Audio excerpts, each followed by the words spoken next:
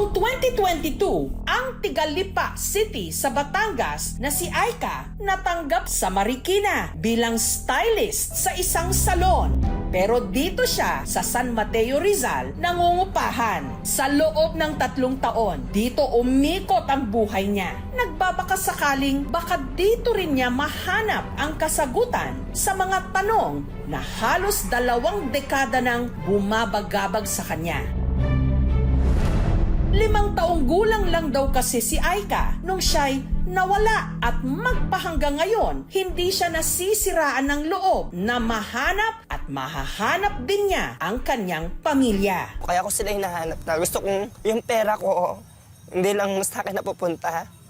Gusto ko rin yung magaya ko yung sa mga nakikita ko na inilalabas sila sa simpleng bagay, ganon. Ipinost namin ang lumang litrato ni Aika sa KMJS Facebook page. Meron kayang tumalima sa kanyang panawagan?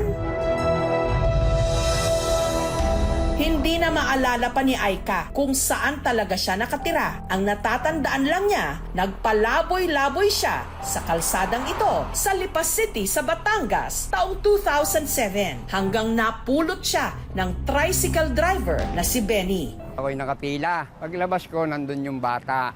Para si Juan, pagod na pagod. Malayo maaari ang kanyang pinagbuhatan. Tinanong ko, sabi ko, Utoy, taga-saan ka? Hindi siya makasagot. Ang tangi lang daw niyang nasambit noon ang kanyang pangalan, Mark John Lopez. Itinurn over siya ng barangay sa tanggapan ng DSWD. Sabi ng DSWD, wala kaming sheltered para sa kanya. Sabi niya, Kunsala, pwede kang ikaw muna ang guardian niyan. 8 buwan silang nagsalitang nag-alaga raw kay Mark John. Hanggang taong 2008, ipinasok siya sa isang bahay ampunan sa San Pablo City, sa Laguna. Pero si Mark John tumakas. Mag-isa niyang itinaguyod ang kanyang sarili. Nangalakal po muna ako, nag-parking boy. Hindi ko pa hinakaya yun. Naging cargador po ako, naging magpuprotas po ako. 12 years old, namasukan na po ako ng pagpaparlor po. Noon pa man, ramdam na raw ni Mark John na siya'y pusong babae. 10 years na akong Aika. Doon sa loob na yun na Aika na yun is maraming nagmahal, maraming umintindi, maraming kumupkop. Sa kabila ng mga bagong tumanggap at umaruga sa kanya, may malaking puwang pa rin daw siya sa puso. At ang makapupuno lang daw nito ang tunay niyang pamilya. Ilang beses po ako nagkaroon ng instinct na hanapin ko yung mama ko, hanapin ko pa rin yung papa ko. Yung part ng bahay namin is medyo bahain. Malapit kami sa ilog ng yung lola ko, siya yung nag-aalaga talaga sa akin. Tapos yung ate Joy ko, yun ang naalala ko. Yung tatay ko po is nakakulong. Hinanap ko yung papa ko.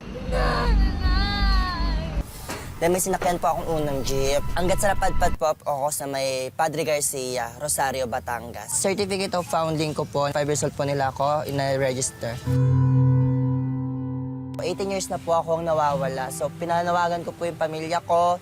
Kung sakaling makita nyo to, sana mag-message lang po kayo. At meron ngang tumugon sa aming ipinost na kapangalan ng ate ni Mark John na madalas niyang banggitin. Siya, si Joy, kapangalan daw ng bata sa poster. Ang matagal na rin nilang hinahanap, si Mark John Lopez. Pinsan ko po yung nawawalang si Mark John Lopez. Ang tawag po sa kanya dito, Mau. 5 to 6 years old po siya nung nawala. At talaga nga naman na kung magbiro ang tadhana, akalain mong sina Joy, katulad ni Aika, nakatira rin sa San Mateo Rizal. Dito po yung yung dati pong fountain na hinahagisan po ng piso, tapos nagdadasal po, dito po yon. Tapos dito po siya madalas kasi kinukuha niya po yung mga piso-piso, ganun. Ang papa niya po, tawag lang po kasi namin dun, bansag lang po. Tapos nakakulong po siya sa Marikina City Jail. Ang ina ni Mark John o ni Mao, tiyahin ni Joy na si Carmelita. Disyembre raw nung nawala si Mao. Bibilang ko po siya ng pamasko. Sabi ko, dito ka lang. Umuwi po ako. Kinaumagaan. Tapos nung mga tanghali na nakaluto na ako. Wala pa rin po siya. Doon na ako nag-alala. Wala naman po kaming para ipantustos pamasahe araw-araw para hanapin siya. Kahit hindi ko man siya nahanap, araw-araw siya nasa isip ko. Mahal na mahal ko siya. Kaya labis-labis daw ang kanyang tuwa nung nabalitaang may katukayo ang kanyang anak na hinahanap din ang nawawala nitong pamilya. Pinakita sa akin ng pamangkin ko. Tuwan-tuwa po ako. Ay, dininig po yung dalangin ko ng Panginoon na ayun na po, na siya na po ang naghanap sa akin. Hindi man natatandaan ni Carmelita ang mukha ng kanyang anak. Meron naman daw siyang palatandaan.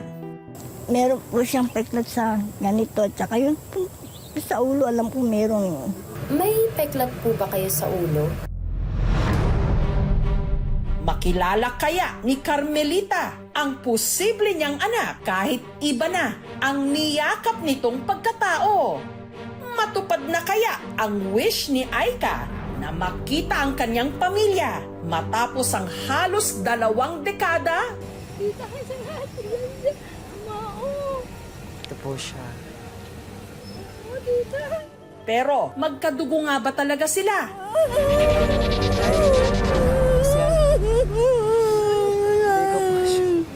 Susunod na! Ayun ba?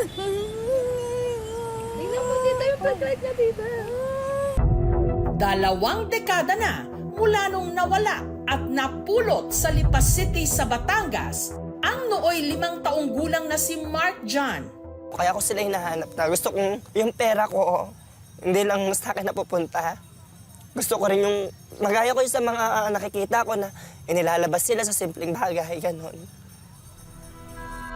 Matapos i-post ang lumang litrato ni Aika sa KMJS Facebook page, may nagpakilalang sila raw ang matagal nang hinahanap na pamilya ni Aika at nakatira ang kanilang angkan sa pareho pa namang bayan kung saan nangungupahan ngayon si Aika sa San Mateo, Rizal.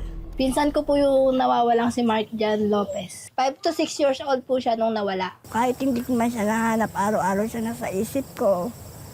Mahal na mahal ko siya. Para makumpirma kung si Aika nga ang nawawalang si Mark John, ang posibleng ina ni Aika na si Carmelita at ang posible rin niyang pinsan na si Joy, pinuntahan ang kinaroroonan ni Aika. Kasi nasabit na ako makita talaga siya. Nung mga oras na yon, si Aika nasa isang park malapit sa fountain. May 2007, baka sakaling may napansin kayo naghahanap ng ganito. Hanggang sa may nilapitan siyang babae, ang hindi niya alam, ito na ang simula ng katuparan ng kanyang hiling na bumibilang na ng halos 2 dekada. Hello po, madam. Naghahanap po ako ng nung pwedeng makatulong sa akin. Kasi since 2007 po, 18 years po, bali ako po ito. Ito po, ma'am.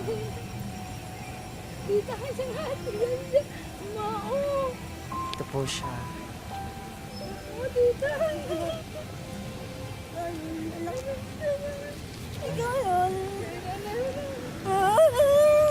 Ay, di ko po siya. Di ko po siya. Ayun ba? Tingnan mo dito yung pagkat niya dito. May pagkat siya dito. Meron. Mula pagkabata ko, hindi na siya tinubuan ng hair.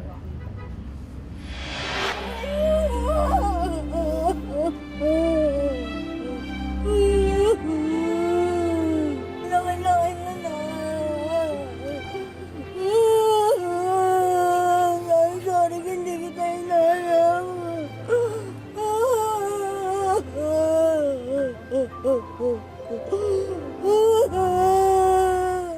Nakatira ko ngayon sa may San Mateo, Rizal. Saan sa San Mateo? Doon sa may boundary ng Nangka. Ay, taga doon yung papa mo. Taga doon yung tita mo. Pero kahit kumbinsido si Carmelita na natagpuan na rin niya sa wakas ang kanyang nawawalang anak, si Aika may pag-aalinlangan. Bakit ang tagal? Dahil nga, diba wala naman akong katuwang sa paghahanap. Pero hinanap kita. Para patunayan kay Aika na siya nga ang hinahanap niyang anak na si Mark John, dinala nila ito sa dati nilang bahay. Oo, yan si Mao. Ayan si Mao. Mukhang kamukha natin Lele. Pinakikilala niyo po? Si Mao. Ito ba, hindi kita Marley. Magkamukha po sila magkakunanay. Pamangking ko po rin siya eh. Ako po yung nagkaanak sa kanya. Pagkarating ni Aika sa bahay ni na Carmelita, unti-unti nang nanumbalik ang kanyang alaala. Sa'yo ka naalala niyo na? Lumutog mga po lahat. Lumutog mga po lahat ng mga ano ko.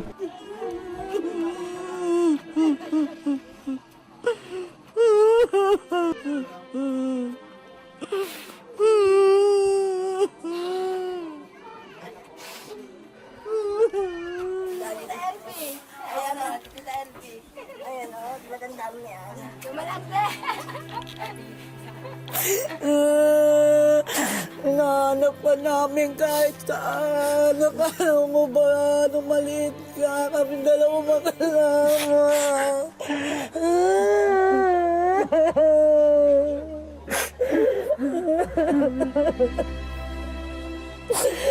Ay, saan kami nakarating? Hindi ka namin nakakalimutan. Masayang masaya. Basta yung unang kita ko sa kanya, siya yun. Masaya ako kahit ano, tatanggapin ko anak ko siya eh. Proud ako sa kanya.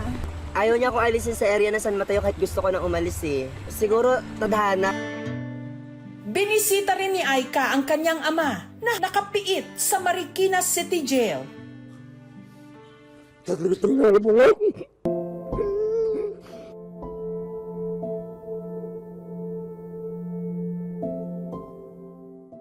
na tayo na babawasan ng ano ko, problema ko na. Masaya po ako. Ngayon buo na ako. Nagpapasalamat po ako talagang nagtagpo na po kami mag-ama sa loob ng 2 dekada. Masaya po ako. Nawala na po yung tinig sa akin. Dibdib. Matagal mang naligaw ang kanilang mga landas. Dinala pa rin sila ng tadhana pabalik sa isa't isa. Kay Aika, ang muling pagkikita ay hindi lang sagot sa tanong ng kahapon, kundi panibagong simula para sa kanyang bukas.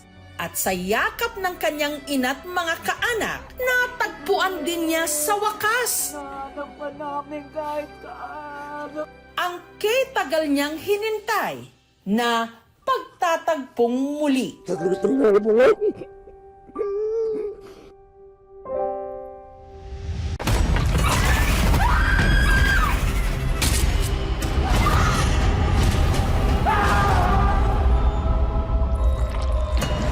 Alangga po ikaw ako. Palangga ako man, Kaula. Ba't ka nagsiman? Maharap ko to eh. Para kay Lola din. Hindi ko na ho alam, hindi ko naiintindihan kung anong nangyari sa kanya. Makakasiguro kayong gagawin namin ng lahat para sa kanya. Wala ka ba talaga nakita, Abner?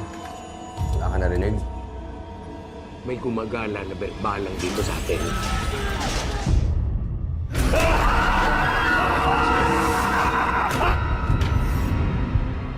Ang mga nangangambang puso't isip, ginagamit yan ng demonyo para kumapit sa kaluluwa ng tao. Alam mo kung sino yung dapat mong ipagdasal na hindi mo makita? Si Pochong. Kumakain ng patay, may mata ng pusa, may pakpak ng pamuti, lumalakas kapag kabilugan ng buwan. Mag-iingat ka sa masusunod mo sasabihin. You know about the Pochong? Please refrain from talking about Pochong. Do not attract its attention. Father Rex, yan po bang pinakamatinding sanik na naharap ninyo? Hindi ako titigil hanggang hindi ako nakapalingin. Hindi tayo papatay. Kakampi natin ng Diyos. Huwag naman makita sa akin! Ha? Masusunod ang kaluluwa mo, Silvierno! Mapatawad ng Diyos sa lahat ng lumalapit sa kanya!